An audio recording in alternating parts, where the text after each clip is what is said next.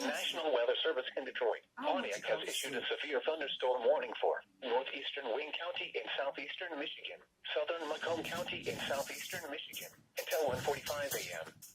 At 1:05 a.m., a severe thunderstorm was located over downtown Detroit, moving northeast at 20 miles per hour. Hazard, 60 miles per hour wind gusts. Source, radar indicated. Impact, expects damage to roofs, siding, and trees. This severe thunderstorm will be near downtown Detroit and Detroit around 1:10 a.m. Belle Isle around 1:15 a.m. Ross Point around 1:30 a.m. Warren around 1:40 a.m.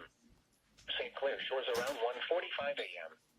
Other locations impacted by the severe thunderstorm include Highland Park, Roseville, Fraser, East Point, Northeast Detroit, Harper Woods, Grosse-Pointe Shores, Center Line, Southwest Detroit, and Hamtramck.